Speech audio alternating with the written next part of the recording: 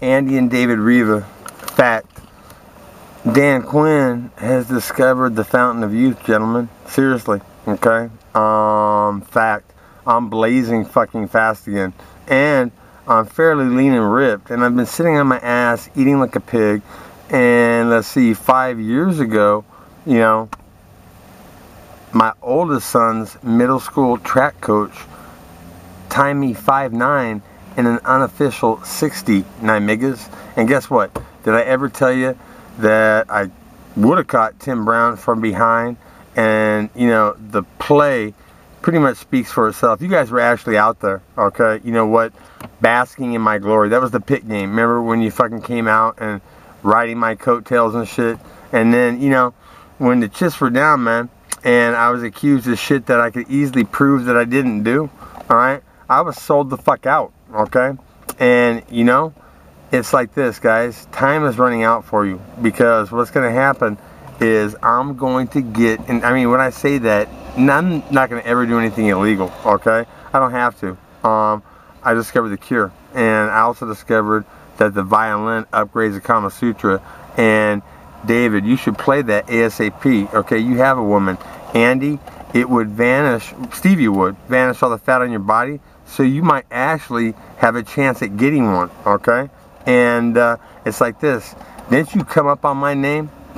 Seriously, what the fuck have you guys done for me ever except be my cousins and then ride my coattails when I was actually a fucking god down there and a damn near legend, okay? And then you know what? I quit football and I go to Miami, and you know, I win the state of Florida. I'm on a meteoric rise in boxing, and I get Rodney King straight up, okay? It's a slam dunk. I get arrested, am handcuffed, and in perfect condition, and then all of a sudden, my fucking knee is blown the fuck up, and I can't run for 6 fucking months. And I ask your dad, you know what? Can we hire an attorney to sue like Rodney King? And he goes, well, get a job, pay for one.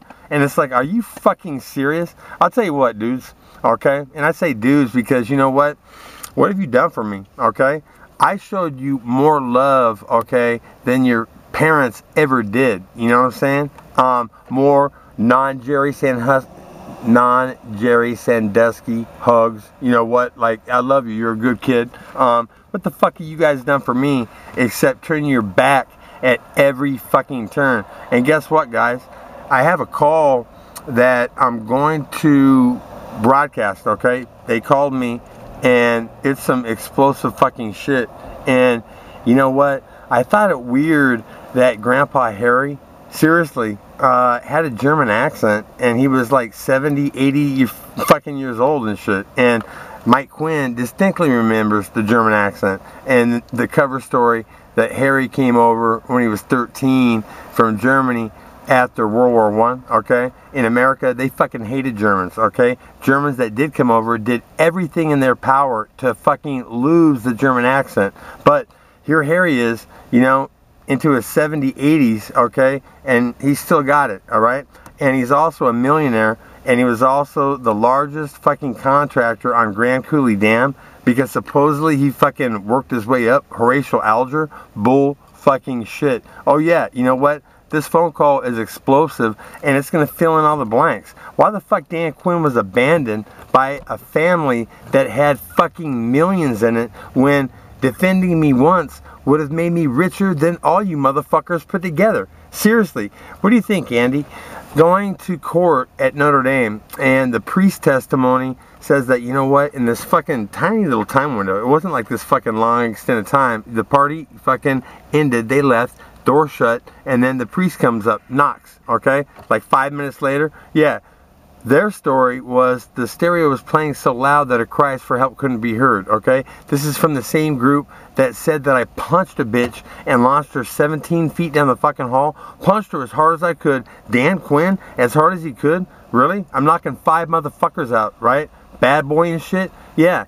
And my girlfriend says that I'm attacked. And, you know, if I wanted to fight that and go to another school, I could have. I figured, fuck them. I'm coming back, and I'm going to box. And I came back into a hornet's nest. Yeah, they set me up for an attempted rape that never happened. Easily disproved, to the point Chet Sawalik is probably going to be legally attacked by me using money. Seriously, Chet. I'll tell you what, you sold me out, nigga. A Jew would have taken that on consignment. Said, you know what?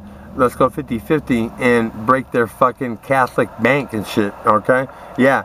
Anyways, and my family fucking folds at $20,000 when your dad has handcuffed me to a tree for 4.5 fucking hours? Straight up, you know? It doesn't make sense, man. I wonder if we paid somebody to go through records during that time period, if Fred Riva actually came up, okay, you know, financially because of that decision. Because if the priest's testimony says that he knocked at the door and it was silent, okay, and I was frozen, I wasn't even wet, okay, my fingers, they were on the outside of nylons, for Christ's sakes, seriously. And you know what, the door was locked. Yeah, that could have got me kicked the fuck out. So could snorting cocaine with Ned Bullcart. You know what? But I didn't say shit, did I, Ned? And I heard you're fat as fuck, man. And since stevia cures cancer, okay, and cures obesity, and kicks the shit out of cocaine, it'd be a cool thing if you paid it forward, ex-teammate. You know what I'm saying? Remember when you said, God damn, you're fast? It's like, oh yeah, dude. Could you cover running backs man for man? I could. I made a decision to leave football because there's too many fucking monsters that deserve to be killed, like Jerry Sandusky. And trust me, Mike McCreary, okay? Ask people what Dan Quinn would have done if he saw fucking Jerry Sandusky ass deep in a kid. I would have said, oh, you know, excuse me, that's making me feel uncomfortable. You know what I would have done? I would have gone over and punched that old motherfucker. Seriously, if I saw Sandusky raping a kid, I would have gone up to him, okay, behind him, and I would have punched him as hard as I fucking can in the back of the neck. And if that didn't kill him, okay, the following would. I would beat him to death, and then I would go in front of a jury and say, you know what, temporary insanity, okay, and I'm eventually going to get out, and I'll probably know where every one of you motherfuckers lives by that time and shit, so think about it really carefully when you're deliberating. But, yeah, so anyhow, 45, Tom Galloway, I'm ending it on this, but like this, Tom, do something positive to help your teammate when you set me up and didn't wake me up for that fucking inconsequential meeting when my Jets would have taken over Rodney Peete and fucked you up.